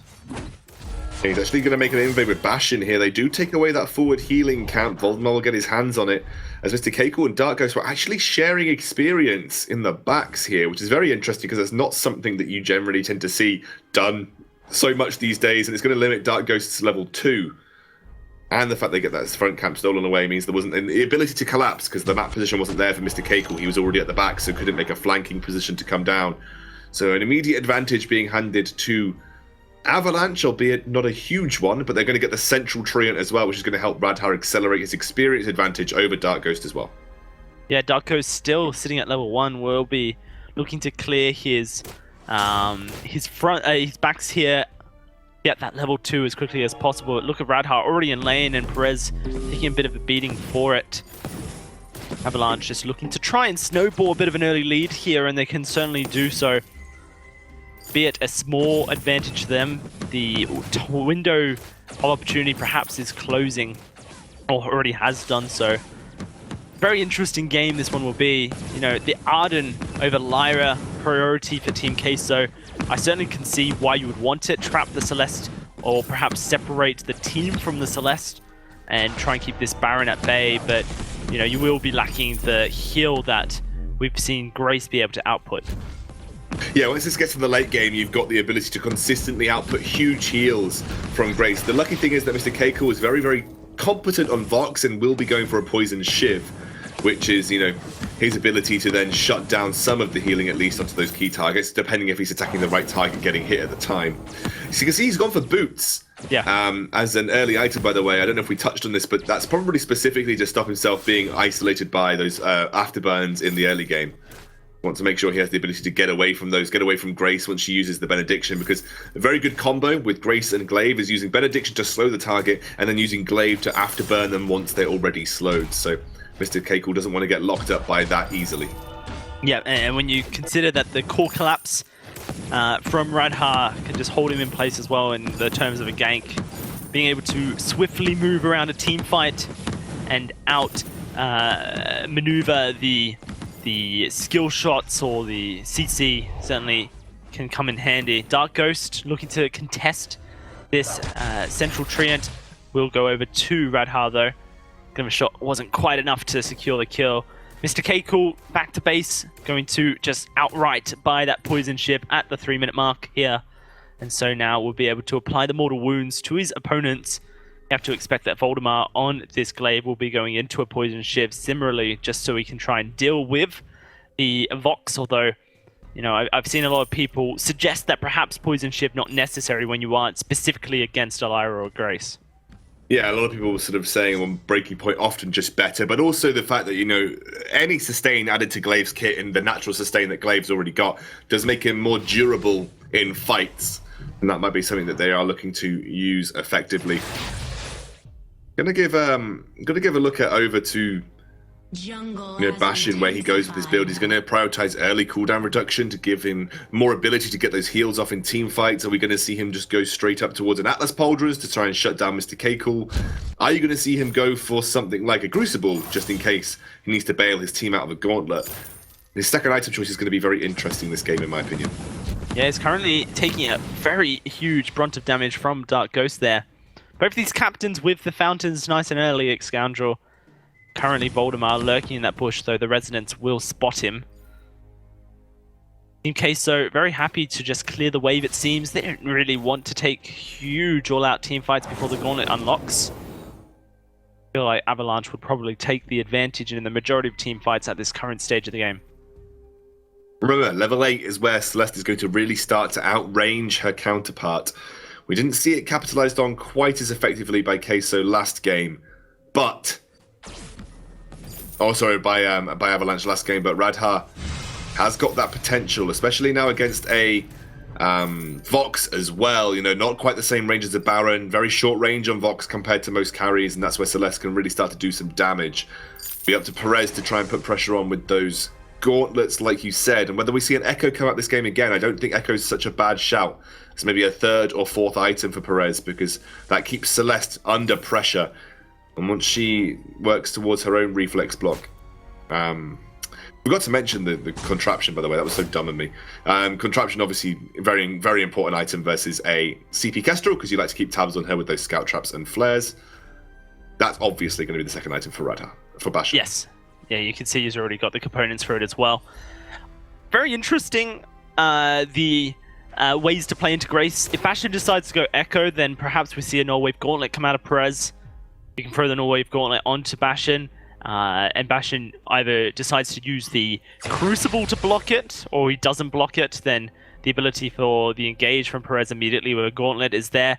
You know, it's seemingly becoming the norm when an Echo is there on the Grace to try and force her to build her an Aegis of her own, so that she can block up that Null Wave Gauntlet, force the slots your favor.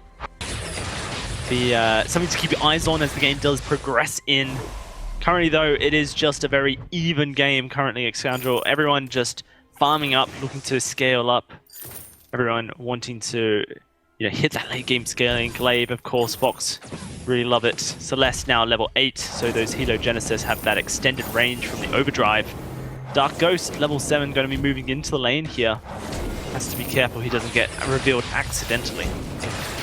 The siege is good now. Level 8 Celeste very good at making sieges happen. The one-shot, one-kill will land, but again, nothing to capitalize on it because we are pre-6 for Perez. Mr. Keiko looks like he's working towards either a Sorrow Blade or a Breaking Point. I wonder which one of the two that he will be thinking about here.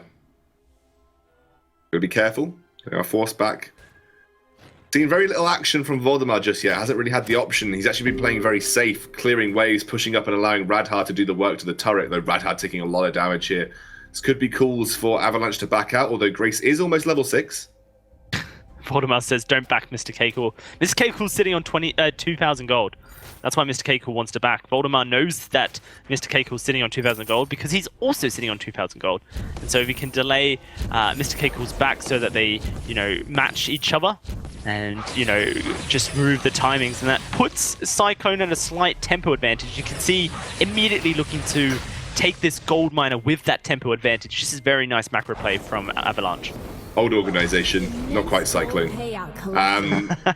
And no, trust me, I almost called them Cyclone at least 5 times during this game. It's only the guild tag that's reminding, or the team tag that's reminding me.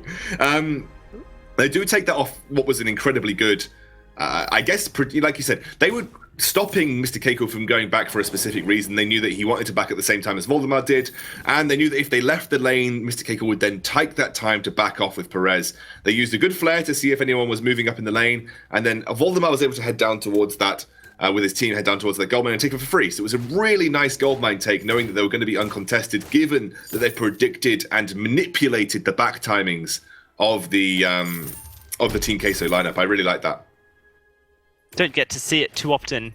Seems like these small little macro plays becoming a little bit more frequent in Vainglory as teams start to figure out how they can out-rotate, out-maneuver, outplay their opponents just through one single Afterburning Scoundrel. It didn't damage, didn't kill, but it did put Mr. Keiko off tempo. Now we can see something very similar. A one-shot connects onto Voldemar, means that they can try and push the wave down, but with Radhart in position, it's just so hard to push a turret. She clears the wave so quickly, the Celeste, and so the side of Queso won't really be able to get as much of an advantage here. Mr. Keiko did finish a Breaking Point Scoundrel to answer your question, now looking to finish his Aegis so he can complete his 3rd damage item. There's Voldemar jumping onto Mr. Keiko. He will sidestep away. Lots of damage down onto Voldemar, and Perez with a first blood. Now looking for Bastion as well. The Solar Storm gets ignored. Radhar loses his life, and that will be turret going for Team Queso. Hey, Voldemar had 2 reflex blocks and didn't manage to get out of there alive. He just sold one now. That must have been a misbuy. That's a big gold waste, though, to buy 2 reflex blocks. And again, I actually feel, even though you have a glaive, I actually feel one of the major advantages for the Avalanche lineup is actually having Celeste. Like, you just have a range advantage now, especially post level 8. I'm interested as to why they think they need to find these afterburns when they could just play from range. Playing a CP Kestrel into a Celeste, if you haven't won the early game hard, is like playing a game of Minesweeper. You basically have to stand in whatever terrain you're in and hope that you're not standing on top of, make sure you're not standing on top of a Heliogenesis, or try and predict where the Heliogenesis is going to come down, because you basically have to dodge them during stealth. So I think that's a big advantage for the Avalanche lineup. They don't need to make these overly aggressive afterburn plays, especially when they haven't really done much work previously with those Heliogenesis. Currently a siege being set up by Avalanche. Perez's gauntlet down for another 30 seconds here. We'll have to see if Avalanche does decide to pull the trigger. There is a Crucible on Perez. Interesting to see what he uses that for. Got a couple of options, hasn't he? He's got Holy Nova, Afterburn, he's got Core Collapse, all of which are good. Perez searching for an opportunity. They're trying to push back Avalanche, but Avalanche do have that heal of the Grace to sustain either Bastion or Radhar. Nice dodge out of the one-shot, one-kill here. And the siege will continue. Especially considering Dark Ghost doesn't really want to build defensives, that Crucible is more for Dark Ghost than anyone else, just to provide a block for him. Gold is, it's fairly even. It's 1,000 in advantage of Mr. Keiko's team Queso. But at 11 minutes, it doesn't really mean anything. And actually, with this gold miner being taken by Avalanche, pretty much uncontested, 7 seconds on the one-shot, it will be blocked by Voldemar anyway, regardless. This will be gold swinging pretty much to dead even. Immense gold payout collected. Yeah, they managed to back out of there quite nicely. Voldemar's gone for Atlas Pauldrons now. He's working towards an Aegis again. Super defensive. This type of defensive itemization I much prefer, because Voldemar in this case is supposed to be tanky. He's got utility. Idris is literally 0 team utility. With a glaive, you do have the ability to be a team utility focused carry. And that means they are supporting Radha. They are allowing Radha to be the major carry for the Avalanche team. They're peeling for him. Voldemar has got the defensive tools to be able to sustain these fights, get a couple of afterburns off that could be pretty crucial. I much prefer the way Voldemar is building on this carry, specifically on Glaive, because Glaive has the stuff built into his kit to allow him to do this. Yes, Glaive's certainly more tankier, upright, and is going to be just looking to misposition either Dark Ghost or Mr. Keiko so that Radha can blow them up with core collapses and helogenesises. So, yeah, I'm on board with that as well, Scoundrel. Currently, though, it feels like Avalanche are very hesitant to pull a trigger. Bastion will be able to block up the one-shot. Radha won't fear it. Bit of a dive in by Bastion, and actually it's go time. Perez not quite hitting the gauntlet he wanted to, and Mr. Keiko will be disengaged by that afterburn. Perez has been maybe not so on point with these gauntlets throughout the last 2 games. His Arden is leaving a little bit to be desired. And now Mr. Keiko used his ultimate, and Avalanche just trying to find a way back in here, trying to use Radha. A lot of pressure on Radha's shoulders these games, you have to feel. He is the guy that will do the damage necessary to carry them in the late game team fights. Voldemar not built to do that, and Dark Ghost is just battering them back, gone for a Broken Myth second here. Although Broken Myth has also been finished up by Radha again. A better item choice than the Eve of Harvest this game, because he is the damage carry that is necessary to win these games. Oh, a one-shot connects. Bastion, though, will be able to heal him up. Solar Storm tags Perez, who still waiting for that gauntlet to come back up. What a tense game. Yeah, what a tense game between these two teams. Neither willing to put a foot wrong. I mean, Team Queso already have the safety net of having won a series already, but Avalanche need to win this series. I think the one game in the bank will be good for them, because obviously any wins help you in this format of challenge battles, I believe. But, you know, to lose this series still feels like a loss of your VG8 spot, and Avalanche will not want to put a single foot wrong as this game progresses. Remember, in Vainglory, a one wrong team fight, one wrong foot could lose the entire game for you, and it's not just the game now that matters. It's the entire existence of your professional VG career, at least in the VG8 series. So that's why every single decision is so calculated, Dalsy. For players like Voldemar, 3-time European champions, this is the place he feels like he's at home at Scoundrel. Radha, though, coming into the competitive scene last season and having some fantastic performances. It felt like when Cyclone were at their top of their game was when Radha was just performing like a monster. Now as Avalanche here, you have to wonder if Radha can do it all again for his team. On the Celeste, he has to. I mean, he has to. So. Yeah, that's it. You hit the nail on the head. There is no if Radha doesn't perform, at least we have Voldemar. They don't have Voldemar this game. Voldemar's not built to be a carry this game. He's built to be a front line for Celeste and at least do some form of distraction, maybe if he catches out Dark Ghost. But this is Radha. This is Radha's game now. Eve of Harvest, when he finishes that'll be a big item spike for him. I'm actually surprised that Voldemar is not giving more farm over to Radha in the lane here. He's farming so excellently. Perez, perhaps a little bit caught, will not be... Mr. Keiko, hello. Never mind. Great reflex block. Able to escape that one. What was Mr. Keiko doing there? I have to wonder. One shot comes out, doesn't connect. Mr. Keiko's flying forward, wants to fight. Here's Dark Ghost in position, ready to fire. The Scout Trap does spot him out.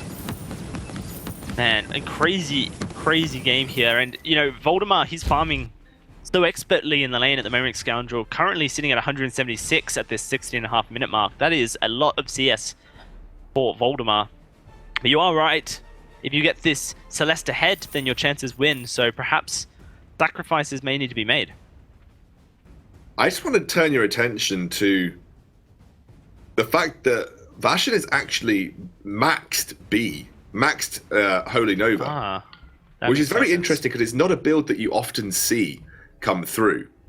But it doesn't mean that in the front line that you could basically get a free reflex block. You gain immunity to negative effects while casting the ability, which you can't be stopped casting that ability. And it's also very good for peeling for the Celeste. The cooldown obviously goes down as well, so that's a pretty big pickup. One, Gauntlet connects onto Radha. Late on his reflex, Bastion in a little bit of trouble. And he will just get taken down. You know, Scoundrel, one shot on connect. They're going to continue fighting here. Radha in a bit of trouble. Good afterburn knocks Mr. Keiko away, but not enough. The Kraken now should be taken by Queso unless Voldemar makes a hero play. I don't get it. I'm ticking here, Scoundrel, about the Holy Nova. The only time it would make sense, I feel, is if you're against a Catherine. But like, even if you run into an active camera trap, how quickly are you going to be able to pull the Nova? And even if you do pull the Nova, you're not going to continue running. You've planted yourself to knock someone up. I know. To me, it doesn't make sense either, but I feel like you have to give the pro players are going to have a reason for it, right? So I always feel like I need to search for a reason, even if that reason is bad. And let me be honest, I'm not a big fan of maxing B first on Grace. I don't think it's the best way to play her. In fact, I never even overdrive B. No, because there are not many situations where I actually find the overdrive useful. Because again, it's like Baron's jump jets, but worse. Like you get negative immunity when you're stood still taking damage. Yeah. I don't think I've ever seen... I've done a decent amount of research into what pro captains like to prioritize on the hero selection, the ability selection. We'll talk about it later. That's going to be Bastion throwing his Holy Nova out, planting his feet, now caught in a gauntlet and taken on down. The Fountain will not keep him alive. Turret goes down. The Kraken should blow up with it as the turret claims the bounty, but...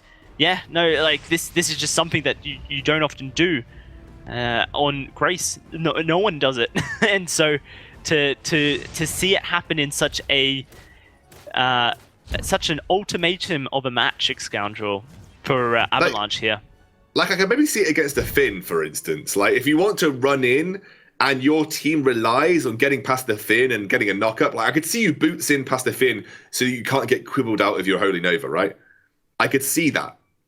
But how many times are you gonna need it against this composition? Are you gonna Holy Nova on the exact point that you get caught in the gauntlet? Are you gonna Holy Nova to maybe get out the silence? That's very specific and requires, maybe puts you in position for Mr. Keiko to build a load of stacks. Nah, I think I would have preferred an AMAC. I bloody hope that he maxes C when he gets to level 12. Otherwise, there's something wrong with the world. Well, there you have it. Bold statements. Very definitive statements. Currently 2,000 gold separate these two teams, and a one-shot onto Radha as well. Perez now in position with Gauntlet available to try and find someone, but he won't be able to just yet. That needs to stop being called one shot, one kill, and it needs to be called the Celeste Seeking Missile, because every single one seems to have landed on Radha somehow, despite all these bodies to block it. Somehow still... That's a big hit. Huge. Mr. Keiko dances!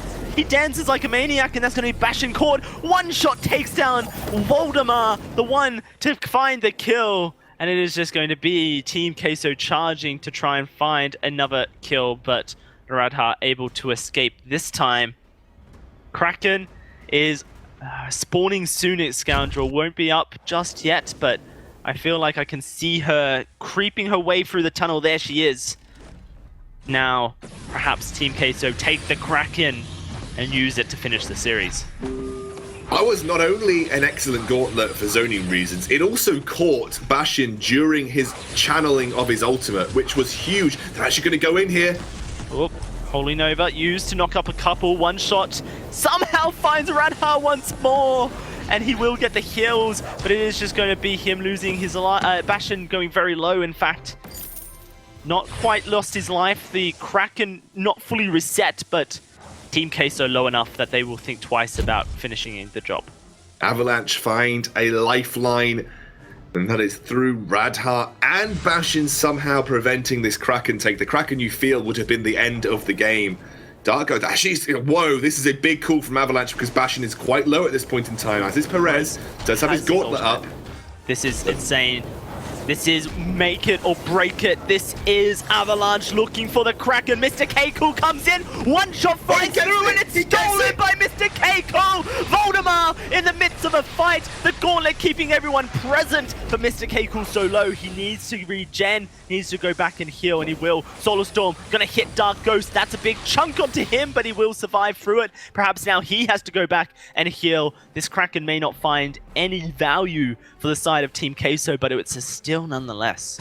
Oh, the feels. The feels when you're a Celeste and a Vox steals the Kraken from you. That's tough. I think this is going to be hard for Avalanche, or rather hard for Queso to make much use out of this Kraken. They should get a couple of basic attacks, or at least some damage onto the turret, but it's as Celeste takes these things so quickly. The one-shot, one-kill will come through. Bastion soaks that one up, but I think Team Queso will have to admit defeat here. And the Kraken will go down under the two Vein Crystal turrets without taking one of them. The ultimate comes out, pushes Team Queso away, and this is such a close set of affairs. This series has been so close, Dowsey, between two very, very alive competitors here. Don't even know where we go from this point. Radha finishes clockwork, able to spam those heliogenesis more frequently. We've got to fight. Darkghost is caught. He's caught in the midst of it all. He can't go and fizz. Gauntlet does trap up, but it may not be enough. Mr. Keiko's time to come alive, perhaps, as he tries to escape, but he gets afterburned away.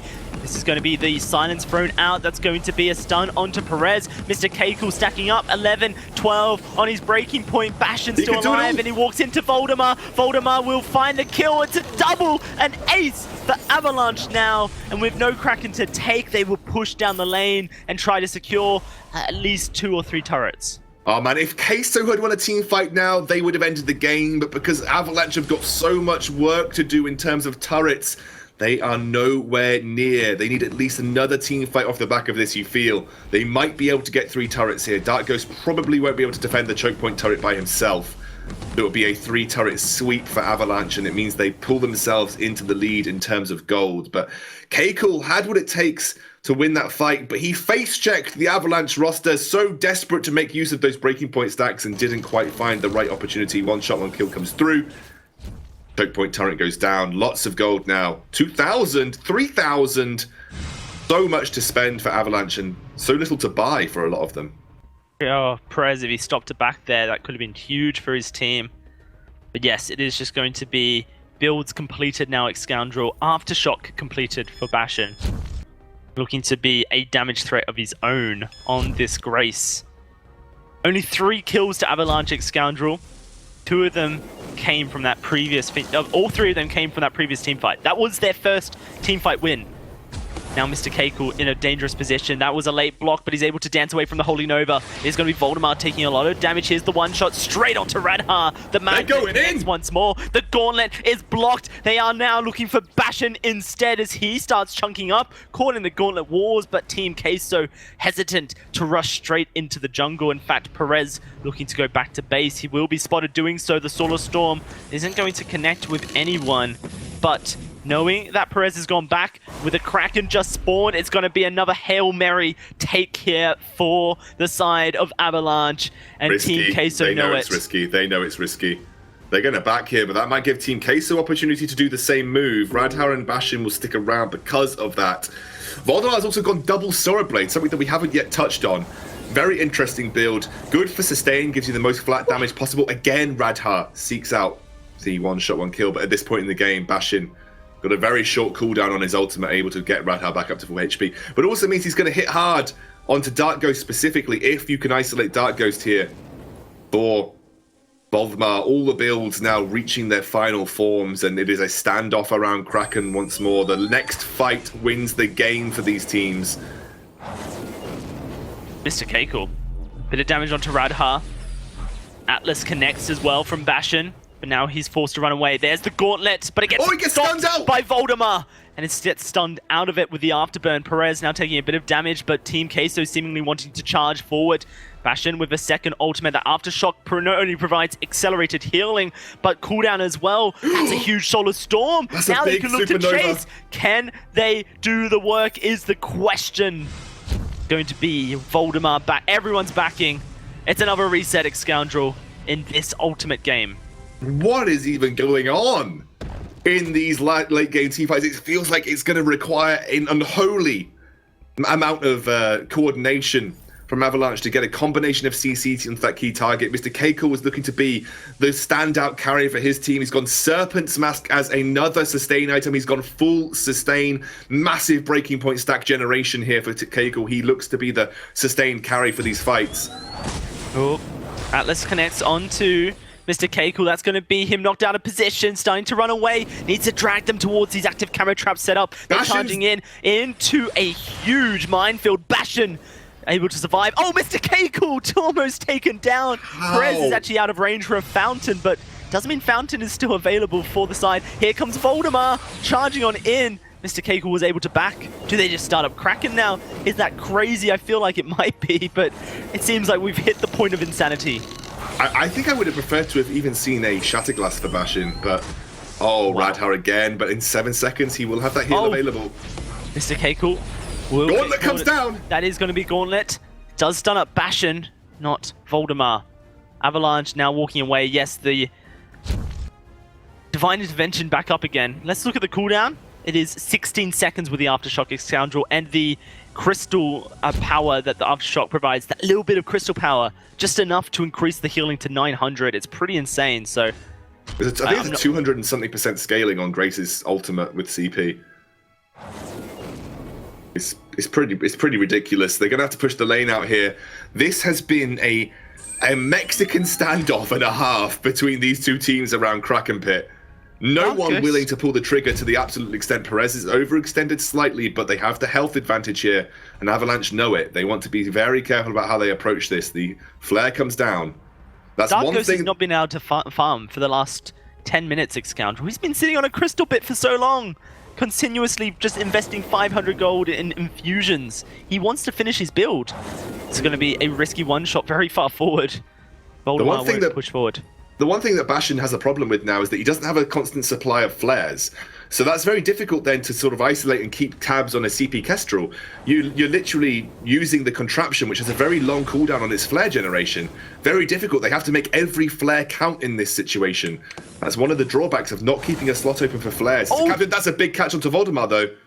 Yeah, chunked down to half HP. Bastion going to take that one shot. Where is this Gauntlet from Perez? It goes out, and this time it does go out. Bastion now going to be caught up. He can't escape, so he heals himself. And here comes the Solar Storm Fountain. They've walked into the Gauntlet. Radhar and Voldemar. Here we go. It's going to be a whole collapse, but Darkos has found Bastion, and he snipes him to death. Perez so low, but he survives somehow. The one shot doesn't connect, and it is just going to be Darkos is just dead. Oh my god. No, he's alive. He lives, Scoundrel. Voldemar, though, looking for Perez, looking for Darkos. Active camo. It's a double trap! And that is 1,000 damage onto the glaive. Oh, my word. 50 seconds on the death timers. Team Queso going back to base. Oh, my This isn't madness. God. This is EU. This should be game. You feel like this should be game for Team Queso, but there is still that opportunity because they are going for Kraken. They're not going to push the base. They're going to take Kraken, and that means that it's time for Voldemar and Bastion to respawn and defend this Kraken. They won't have the same amount of time to take it down, but there is still every chance that there is a comeback team fight. Here we go. Okay, it's not going to hit. No, the one shot secures it, but there is still every chance that there is a comeback team fight right now for Avalanche. If they win a clean 3-0, 3-1, depending on if Voldemar lives, essentially, a Scoundrel it seems. Yeah. Then they just walk down and they finish the game. Goodness me, this is such a crazy, crazy set of fights so far. And again, 31 minutes into this game. A game that would seal Avalanche's fate almost if they lose it. And they are staring down the barrel, the gun fully loaded. And it is Queso who look to pull the trigger. Dark Ghost has finished that piercing shard now. The Crystal Brit upgraded. The Kraken's been taken down so low. He's trying to lay down the fire. 6 seconds for the next one-shot. Team Queso, they need to find a team fight. This first Vein Crystal turret now being focused on down. Perez taking a huge chunk of damage from these Helogenises. That's the first turret down. But what will happen now? Avalanche with a gauntlet catches 2, and Bastion is trapped inside it. Solar Storm won't find a huge amount of damage. The one-shot takes down Bastion. That's the Kraken dead, though. And now it is just a 2 versus 3 with no minions for the next foreseeable future. They cannot finish the game. Oh, they can't push because the threat of the Celeste. And we are at our final form of builds. I think there's only one item to be completed for Dark Ghost. He needs to complete that into another Broken Myth potentially to just maximize the CP and the pierce that you get from it. Obviously, the passives do not stack, but that's the only item that he can really complete here. But he's never going to get there because he's going to have to invest gold into infusions every few minutes. Everybody now, Bastion sold his Aftershock. What is he going to go for? Is it going to be an Echo? Is it going to be a Shatterglass? Where is Bastion going? It is a Shatterglass. Sentry defeated. It is a First Shatterglass. Crystal Sentry live.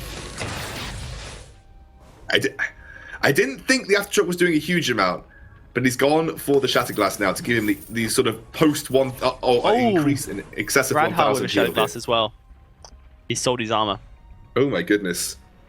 No, he sold his Clockwork. His Clockwork, you're right. He's going for the big impact ultimates. He's going for the big impact supernovas here. That's what's needed to win this game, you feel. Radhan needs to hit a big supernova. He needs to hit a big ultimate. I love it when we get to Voldemort sold his poison shiv and gone for a tornado trigger. He's gone back to old faithful of crit, Scoundrel. There's the heal, 1,115, so an extra 200 on the healing there, Scoundrel, with the Shatterglass. Radha warding them away with those supernovas. So difficult to escape the range of Celeste. But Team Queso have been performing the dance all game, and it has worked out for them for the most part. Celeste has not been able to get consistent damage onto anybody as the Kraken spawns once more. And we begin as Bastion steps on an active camo trap. That was literally almost game ending for Avalanche, you feel. Voldemar's looking for a massive flank here. Goodness And he's me. going to be allowed to do so. Dark Ghost, the one shot, he gets knocked into the wall. Dark Ghost is in trouble. Can he escape is the question. He gets the range. Now there's a core collapse. Perez in a bit of trouble, but they are just going to walk away. The Solar Storm will not find a target, but the Kraken, she spawned, and it's going to be a Kraken take for Avalanche. I don't think that Team Queso can even contest this Scoundrel. It is just going to go over to Avalanche. One shot's available for Dark Ghost. There's a corridor. It's still possible. Here comes Mr. Keiko. He's stolen one Kraken already. It's going to be a one-shot into the side, but it doesn't finish the job. It's secured by Avalanche. The Helogenesis is going to find Perez. Mr. Keiko trying his best to kite, but he jumps into another and almost loses his life. Avalanche with the Kraken now, Scoundrel. 50 seconds on Perez. This could be it. This should. I'm going to touch every piece of tree-based substance Look at these. in this Look at room. these. Okay. He's set up. He should be able to finish here. They should. The flares are limited. They don't have sight of these active camo traps. They don't know where Dark Ghost has placed them. Bastion's on top of one. Bastion does get stunned, but he is tanky and he will take that. It's going to be this Kraken being taken down by a little bit. Bastion dives forward. Mr. Keiko blocks the Holy Nova. Mr. Keiko has to make the biggest play of his life right now as he gets slowed down. Here's the one shot onto Radha. It does tag him. Mr. Keiko, though, tagged with the Helogenesis. This Kraken about to take the first turret. Dark Ghost dodges away from the Solar Storm. Perez is up. Let's go. Gauntlet time for Perez. He's going to push them all back. He catches Bastion in the middle of it, but he walks out with the Crucible. It's going to be the turret. Very low. The Kraken doing its work. Avalanche want to finish now here. Scoundrel with the gauntlet down. They want to push. They need to find it straight onto the turret. Here we go. Turret down. It's time to try and finish. Mildemar's walking in. Voldemar's doing the work. Voldemar's going to secure the game for Avalanche. And that will be a 2-1 victory for Avalanche. And it was Voldemar securing it in every aspect. It was the flank by Voldemar to pick out Dark Ghost in the back line. One of the only ways to deal with this competition from Team Queso is to isolate the one member that goes down so quickly.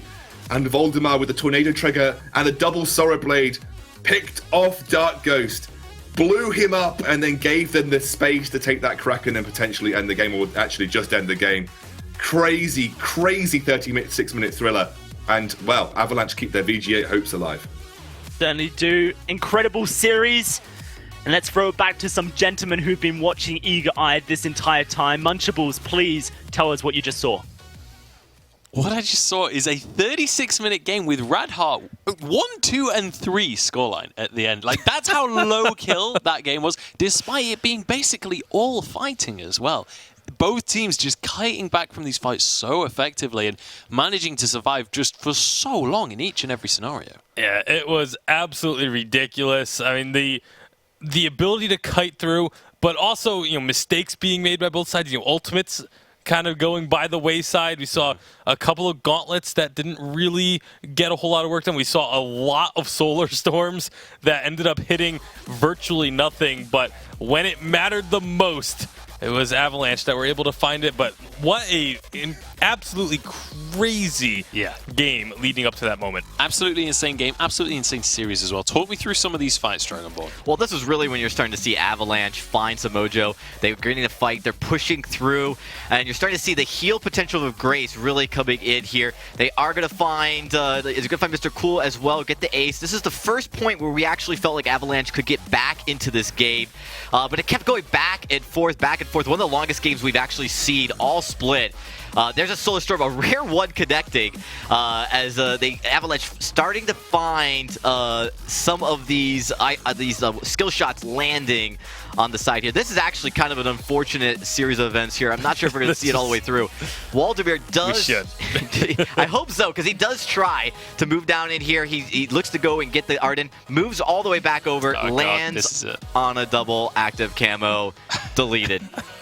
Yeah, absolutely popped there. And not only that, but I have to say, I am so impressed with Dark Ghost's play on this Kestrel. In that last play, he used a reflex block just to soak up the last shot that was coming in from the Crystal Sentry to survive that. Otherwise, he was going to fall to the Sentry and then find that kill. Also, his one-shot one kills, almost every single one he threw out hit onto the Celeste, which is the target they wanted. But...